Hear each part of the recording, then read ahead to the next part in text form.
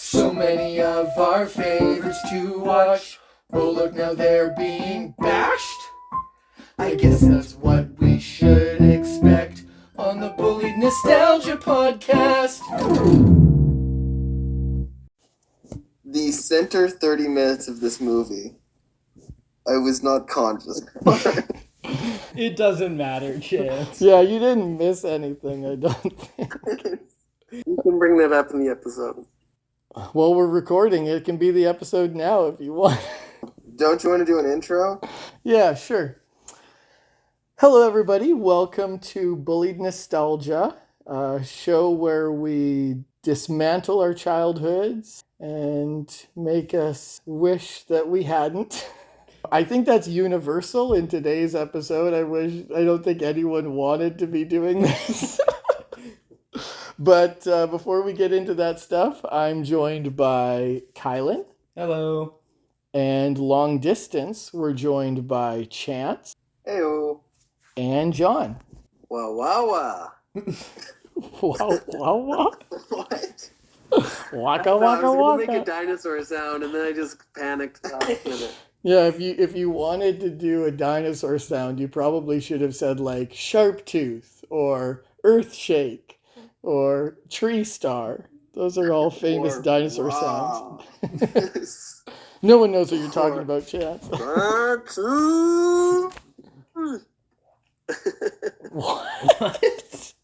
What was that supposed to be, John? He's impersonating Spike. Okay, We'll so get to that later in the episode. so spoiler alert for people who haven't figured it out. We're back doing another Land Before Time episode. Why? All your episodes have titles. What? All your episodes have titles. It'll just say Land Before Time on it. Well, I mean, if people are listening to the podcast, they might listen to one episode and then it'll just autoplay. Yeah, we have listeners, Chance. Some of them might be blind. You don't have to be able to see to listen. Sheesh. You know our listeners are us, right? Okay. I tried listening to our podcast 37 times like you told me before. You've been doing your homework, I see. I had my VPN on Australia and everything. Okay, oh yeah, I guess that's important. If one of us is listening to the podcast and wants to make some suggestions, just remember you can find us at bulliedpod@gmail.com. And yeah, let's jump into this terrible movie. Hold on, before we do, I'd like to point out, I find it very funny, the idea that John is hiring people on Craigslist to watch our podcast in Australia. Just to get more recommendations in for another Yeah. Land Before Time. Yeah, exactly. So I do have something frustrating that I want to speak to. This movie. Yeah, John, I feel like it's going to come out in the wash, but you picked what is one of the most universally hated Land Before Time movies. Was that intentional? You just wanted us to really regret this choice? I didn't know it was one of the universally hated ones. John, is there anything enjoyable about this movie? That might lead credence to Is it because there's no sharp teeth? Is that the... Actually, that is part of it. So Wait, have we mentioned the name of the movie yet? No. I think that's important. All right, so we did Land Before Time 4, the direct sequel to the movie that we did last season. This is called Journey Through the Mists. Okay, let's do our thing. Chance said he might have been sleeping, but what happened in this movie? I had summarized my dreams for you. That's what this is every time. Oh, he climbed out of the meteor and then climbed back in. Hey, this is a new season. We forget about the past year. Okay. So, Chance, what do you remember happening in this movie? Okay, so we have our titular cast: Littlefoot, Spike, Ducky, Sarah, and Pleakley? What's his name? Petrie. Who's Pleakley? Who am I thinking? He was in your dream. Have our titular cast and a bunch of long necks show up and say that the outside world outside of the Great Valley has changed. Immediately following this, Littlefoot's grandfather gets very sick, and the only cure is a flower that grows outside in the now changed world. To help and accompany him on this trip, Littlefoot meets a different longneck who is about the same age as him, who is a girl by the name of Allie. They go into the outside world. They meet a turtle named Archie, who is the mentor figure in the story. Yes. They meet two villains. Does Archie an do alligator anything? and a pterodactyl by the name of Icky and Dale. Then climaxes, yada yada yada, all that garbage. They get the flower, and Littlefoot's grandfather is safe. Yeah, that's about it. That is Pretty what we much. watched. I mean, there's some pretty big moments that we'll talk about, Sure. but There's one moment. He means big as in the dinosaurs are large, and then moments revolve around said dinosaurs. Is that why you picked this movie? What we're going to talk about later? so I've got a bigger picture for where we're going to go with these Land Before Time Oh episodes. my goodness, Jonathan. No. That bigger picture is we will watch all the Land Before Time movies. How did you know? Yeah, right? Here's the thing. The further you get away Go from ahead. something, the more you forget how much you hated it. And so when I listened to the episode from last season, I just talk about how exhausting it was and how awful it was. And then, like, that was one of our most popular episodes. And so I romanticized it a little bit. I was like, okay, we could go back and do another Land Before Time. And The then masochistic energies. it's just brought this itself back. harsh reminder that I just hate myself. Yeah. So you picked this episode because it was the next one. It is the next one. I also have fond memories of it. Okay. And I don't want to set in stone what our next Land Before Time episode is going to look like, but I feel like It's the very next... presumptuous of you to say next, John. I feel like number 2 and 5 are very closely related, so we do like a double feature. No. You would make us Barf. I mean, to credit of what John is saying, these are very short. You could watch two in the same time that we would watch a normal other movie, but they feel so long. It's true. Before we get into anything else, I want to make the case for the animation in this movie and how not good it is. Yeah, the quality is very bad. It's very bad. There were 3 things I noticed. First off, one of them is dinosaurs in this movie smile. Never have I been so horrified by what was supposed to be a positive action in my life. Sarah does it at the start. I'm like, whoa, oh my gosh, that was weird. And then they keep doing it sporadically just to scare you. The grandpa is the worst. Yeah, when the grandpa smiles to pretend he's not in pain, it's like, oh It's my. so bad. Joker smile. Another Why one- so serious? Another one is certain characters will just be really animated for some reason. And I don't mean like they'll be really sporadic. Just very simple actions will be animated in like 24 frames, all entirely different from the last one.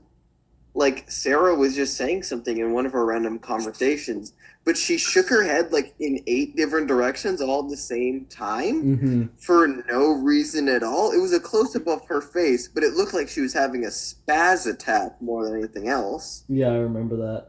And the final thing is... It's the tree or the rock or whatever that is like Obviously Clear- out of place. obviously out of place and colored completely differently. The rest of the background's like painted, and so you know that the characters are going to interact with that one object. Yeah, there was Yeah, one part where they're- Allie was in a bush, and the bush morphed 5 times.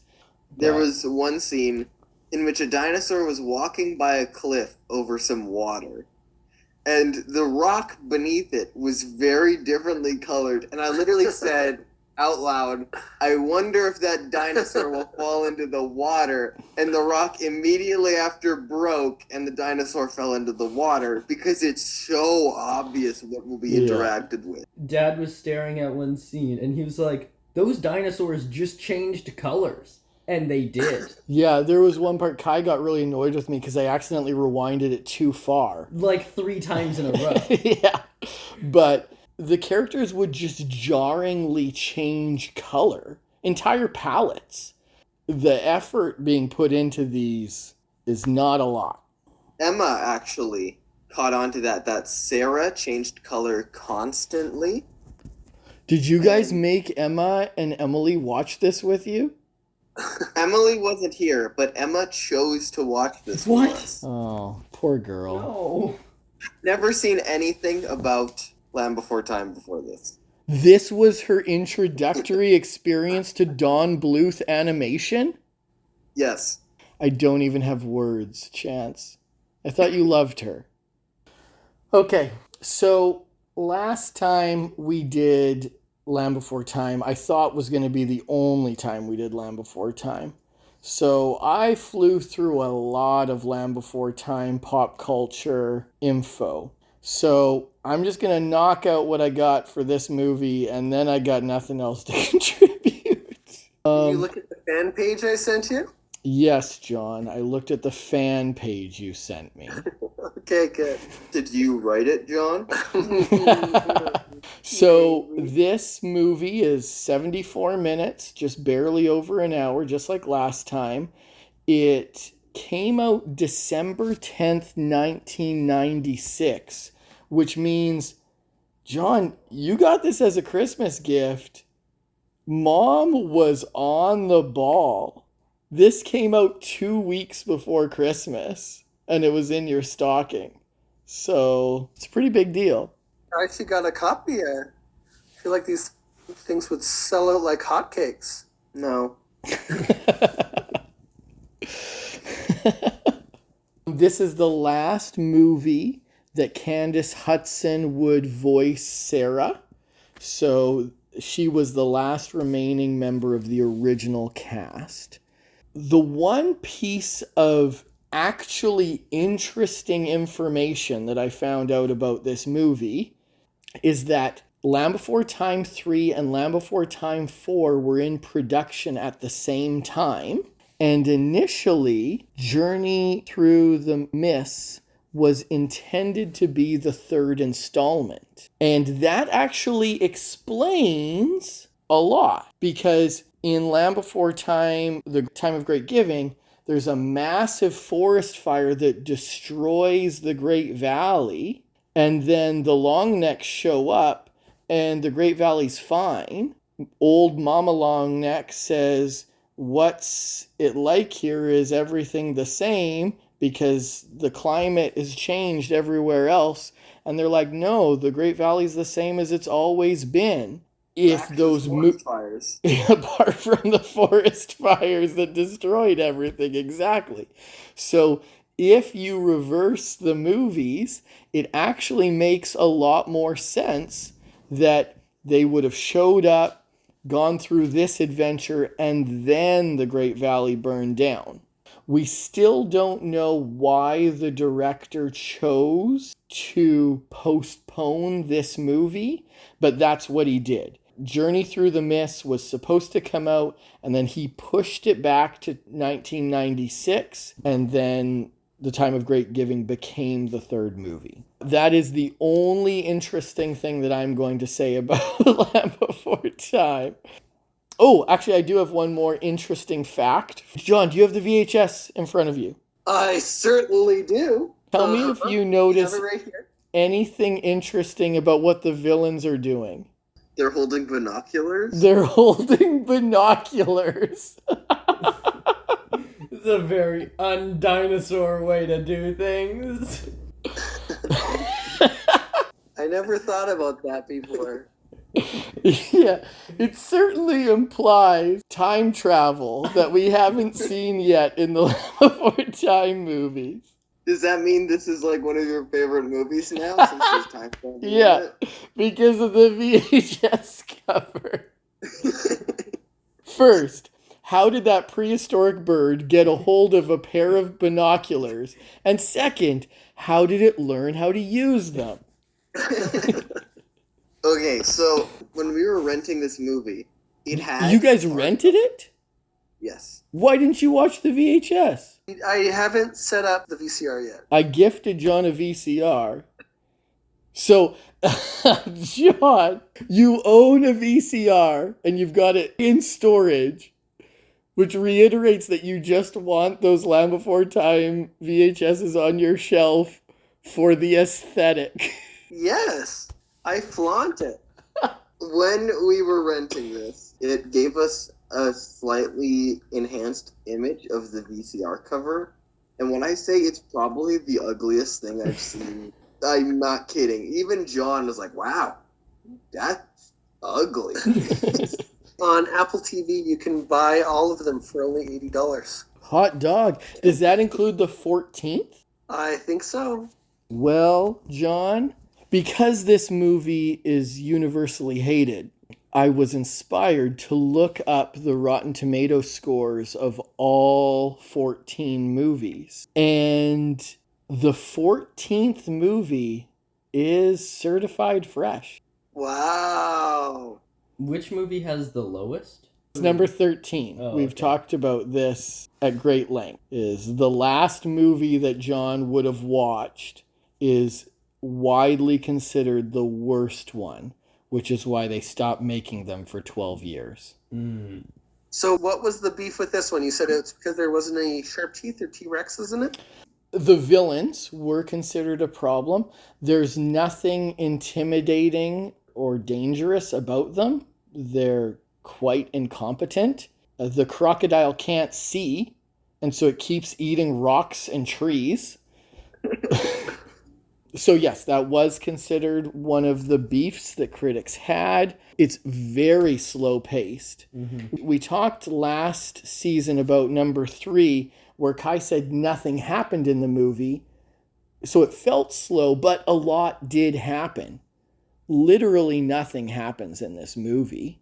It's extremely slow-paced, even compared to the other Land Before Time movies. It was also at this point, critics were starting to feel the sequel fatigue, that none of these movies were bringing anything new or interesting to the table.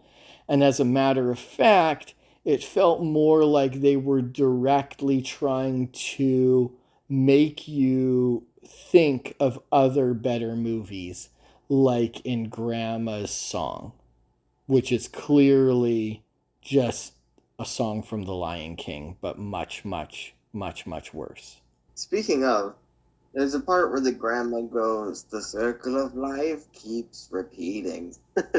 Repeating. Repeating. Repeating. She does it like 8 times. That was a pretty heavy song because Grandpa, as we discussed, is passing away or he's very sick.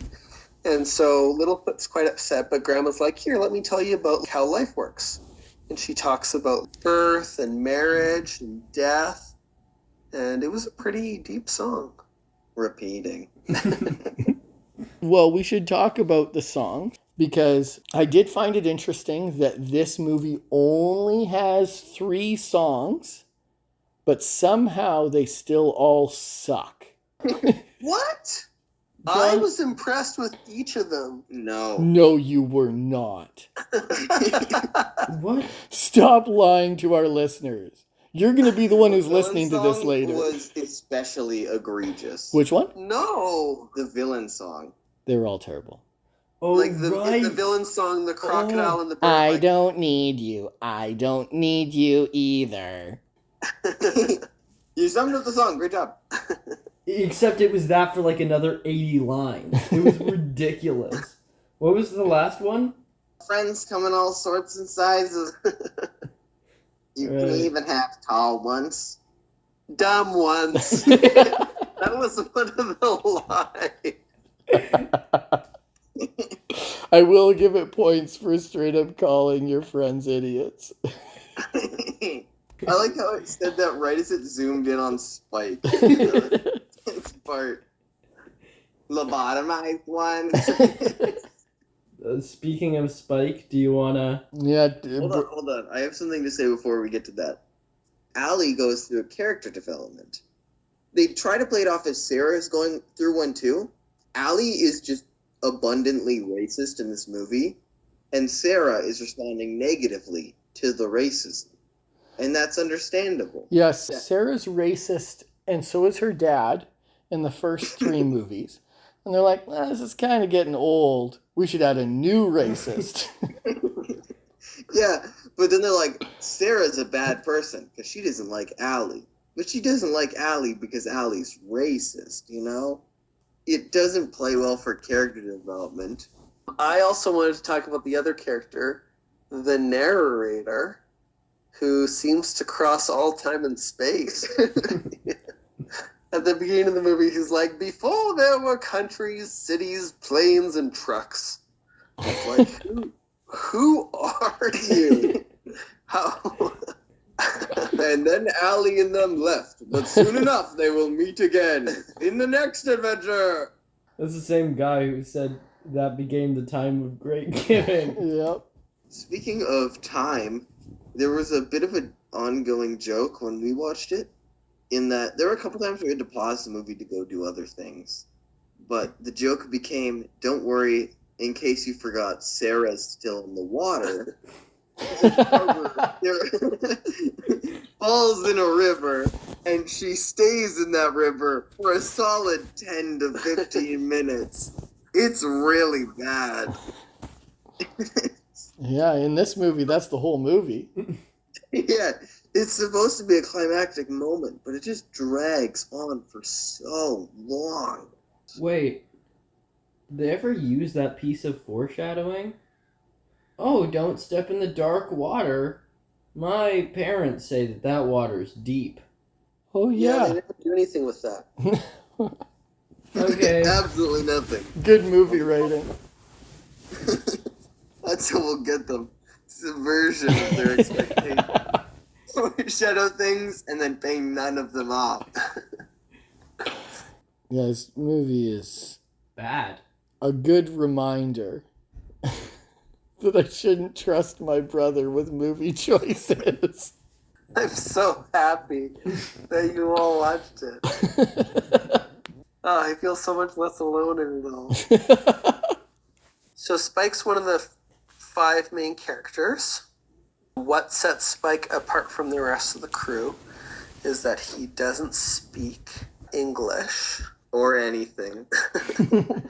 but will make sounds like he, Or eat things and or people. He does like eating things.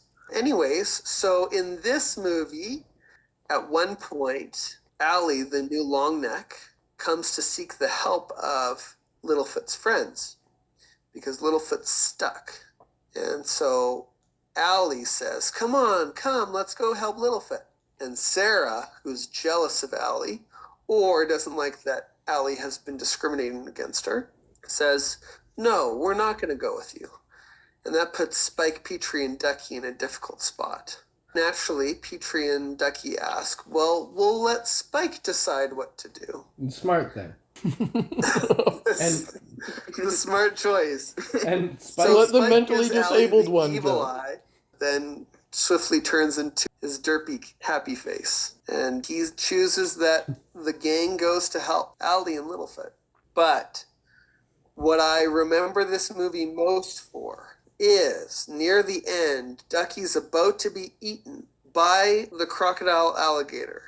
And in that moment, Spike opens his mouth. And sure enough, it is not a sound, but a voice. And that voice says, Ducky! And sure enough, Ducky recognizes the voice of her brother that she's never heard before. And she's able to save herself from the teeth of the bad guy. So, anyways, I would always remember Land Before Time 4 as the movie where Spike finally spoke, which was a big deal. John and I were texting last week, and I messaged him and I said, we watched the movie last night. And John wrote, Ducky! And I replied, I hate myself for knowing what that reference is. I'd just like to say that the sharp teeth are evolving. They can speak in this one. Yeah. Oh, you don't think that this is Spike evolving. You think this is Predators evolving. Yeah, Yeah, the world is changing. I guess the crocodiles It's and... a carnivore. Yeah. The world is changing. So speaking of crocodiles, Kai and I were at the aquarium a couple weeks ago. And we found a creature. It's called a caiman. And it is neither an alligator nor a crocodile. It's a bird. No. There's no point to that. Word. John was like, the crocodile alligator. And I was like, oh, it's way more interesting to talk about this than whatever that movie is. Yes. Okay. If you wanted some more intrigue in your life. Oh, you know we do. Let's talk about caimans. Oh, that fan website I sent your way, Tim, I've kind of been looking into, and just want to credit Brad, my friend, who I had run Oh, into. Brad Anderson. Whoa, we're not dropping last names willy-nilly, but yes. Okay. I thought you were like referencing the creator of that Yeah. fan website. I was at this fan website and I just want to give a shout out to Brad. You've done some really good work on there. Unless you're about to tell me that Brad Anderson is the creator of that website, which will blow my Very mind. well, maybe. I would just want to shout out to Brad, who allowed me to make this website by setting it up for me. Squarespace. He did put a bug in my ear that there was a Land Before Time fan page that was really in depth and where there was all kinds of ideas about like, okay, there's a sharp tooth in this movie. Is that a returning sharp tooth from another movie? Like the theories behind it all. So anyways, during breakfast, the last couple of mornings, I've just kind of been perusing, and it's really an extensive site. And I just really encourage everyone to spend at least 7 mornings reading it. I think these are my people. As in the cult of Land Before Time? So I just wanted to let you guys know that I'm I leaving. found the species I was born from. Like E.T. or Gonzo. Gonzo! That's what I was about to say. This is the last episode of Bullied Nostalgia. John's breaking up with us to go do a Land Before Time podcast with his people. I was scrolling on the Sharp Tooth page because there's a page dedicated to different characters, and so anyways, they were referencing the Sharp Tooth, which is the Sharp Tooth from the first movie. Usually most Sharp Teeth are referenced as Sharp Teeth, but the Sharp Tooth is the original Sharp Tooth. Anyways, I was reading the comments down below the fan page, and someone wrote, do you think he had any children? I have a fan fiction where he has a daughter who comes in and is a character in the finale trilogy. She eventually finds out that Littlefoot killed her father, and also she was dating Chomper. And Littlefoot eventually found out that Chomper was dating Sharptooth's daughter. What? John, you can't be dropping bombs like this. The boys don't even know who Chomper is. Oh my goodness, you're right. What? What's that? You want to know who Chomper is, Why did right? you just read us some fan I'm so lost. But I legit think that Land Before Time fan fiction would be pretty cool. Is that what we're watching? That's the whole point of that? To Yes. say Land Before Time fan fiction would be pretty cool. Okay, well, we've talked about the garbage songs. We've talked about the garbage characters. We've talked about the garbage animation. Now that people are spending more time with the characters, how are people feeling about them? Let's start with the grandparents. How do people feel about Littlefoot's grandparents? The lady who played Grandma passed away after this movie. So Wow. someone new voices her. Okay, I appreciate that they got an older person to do that role because it does come through that she is an old lady when she just repeats the same lyrics over and over again in the song that she The sings. dementia's kicking in. The song that she sings. But especially knowing that this movie was supposed to come out the movie before, really takes away any character development that you could pretend that any of these dinosaurs have. I don't think they do have any character development, but I think that robs it of any last thread that they could. Yeah, if you reverse the order of these, Sarah is racist because someone was racist to her. Whoa.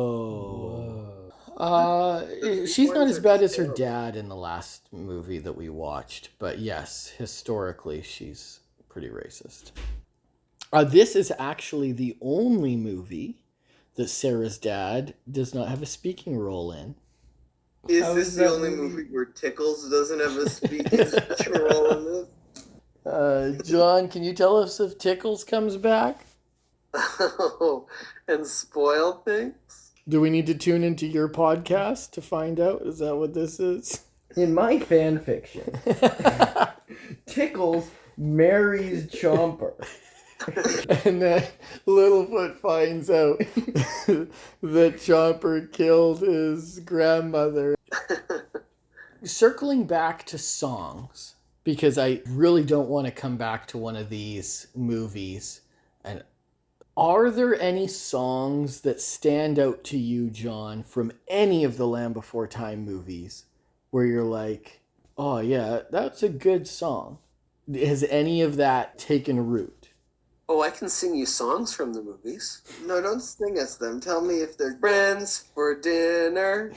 That's from number 2. Number 5 has deep, deep, Deep, deep, deep water. That's Whoa, the only one That's foreshadowing from this. Oh yeah, there you go. It was such a big foreshadow that it was leading into a later movie.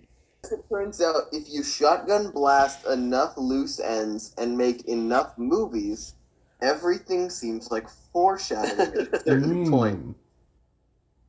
I don't think that one is number 5. Maybe it is. Deep water? Yeah. Don't question my knowledge. He wrote that fan fiction, Dad. If anyone would know it. I have this fan fiction where the deep water marries Chomper. Oh man, we were watching this movie, and at the end, they're like, "Goodbye, Allie. We'll see you again." And then as she turns to walk away, it does like a slideshow of all the Oh my memories goodness. shared in that movie together, while somber music plays. I was so mad at that. Well, no, the time traveler brought binoculars and a Polaroid camera back in time, and they taught Icky how to use it. And No, Allie is the time traveler. That was her time traveling back in time. oh, everyone's racist in the future. Everyone's racist dinosaurs who use binoculars in the future. That might just be the show Dinosaurs, actually. They do tackle racism. John, is there anything else you want to talk about this garbage movie? I'm just kind of excited for us to continue watching them and seeing like the overarching story and What story? the development of the character. What character development? I just feel like we're falling in love with this family of dinosaurs. No. Is that how you feel, John? Tell me how you genuinely feel. Do you feel like we're falling in love with this family of dinosaurs? That's how I feel. All right, well, let's do round table. Let's shut this thing down. Chance, give us a scale of 1 to 11. This How do you is forget that? a -2. You can kind of razz on it a little bit. But it's still a very bad movie. -1. It's somewhere between -1 Lower and it down. -2. Let him have his own scale. Okay. Because it was fun to make fun of the animation, but beyond that, everything was just so nothing. So -1. -1 or -2. Somewhere in there. All right, I'll let you think about a cookie. I've got one. Okay, take us away, cookie boy. I have no cookie. I did not bake one. I am not going to bake a cookie for this movie. It doesn't deserve one. Wow, you saved your no cookie for this movie? Yeah. See, you're saying you don't think it gets worse than this. No, I don't think so. Okay. My scale is typically, would I watch this again?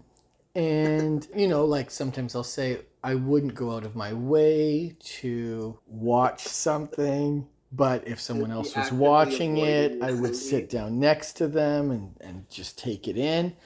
In this case, I would just leave the room. I would light the house on fire. Yeah, I was going to say, I would throw the TV. No, I'm just kidding.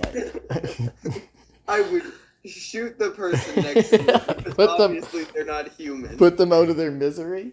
Yeah, this is an awful movie that drained my will to live.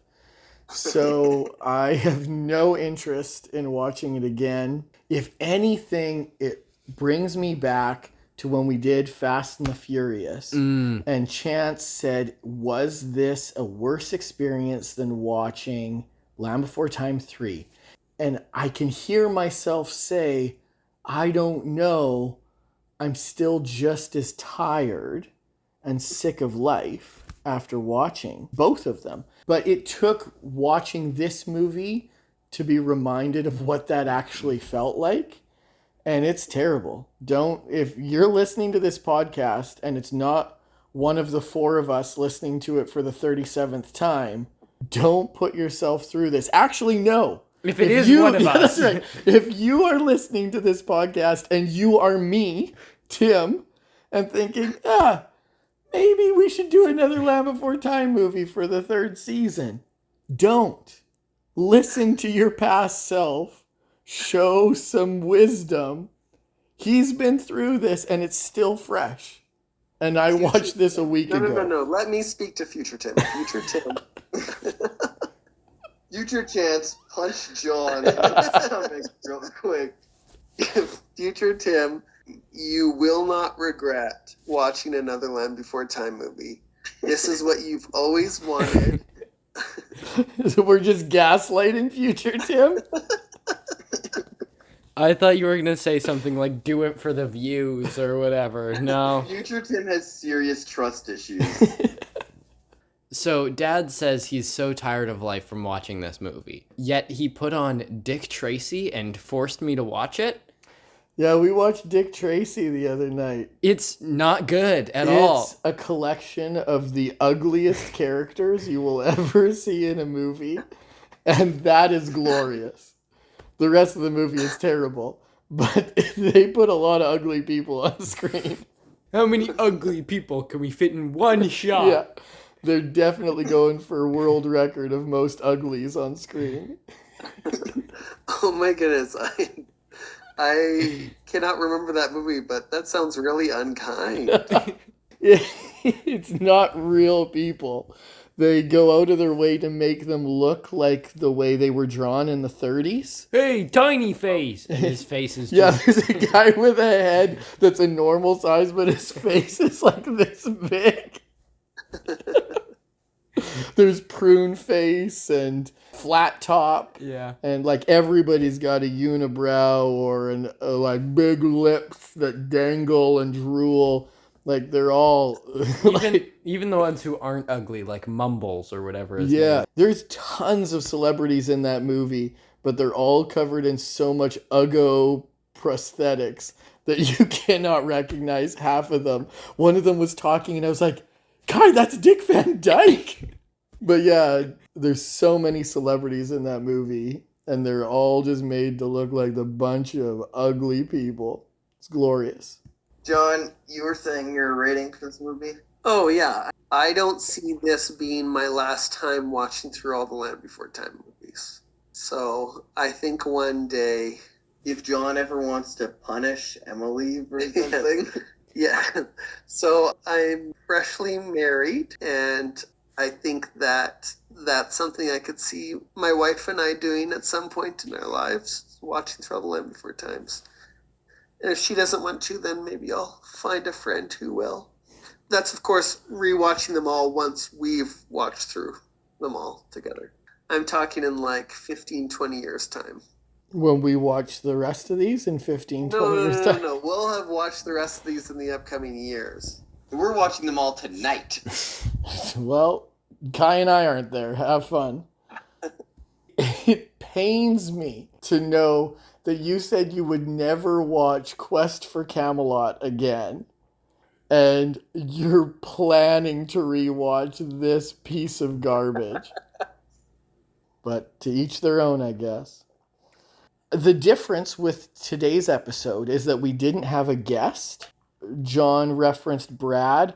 I was actually intending to ask Brad to come and do a Land Before Time episode with us. That was one of the differences that we were going to do with the second season of our show, was we were trying to have a guest on every episode that would bring a different feel to it. I got some feedback, though, that having one more voice at the table was more confusing and hard to keep track of who was who. So we're going to try and reel that back in and do absolutely nothing different or special for season 2. But we have some plans yet of some episodes that we still want to have guests on. Promised Eric in the Double Dragon episode that we'd bring him back for Three Ninjas.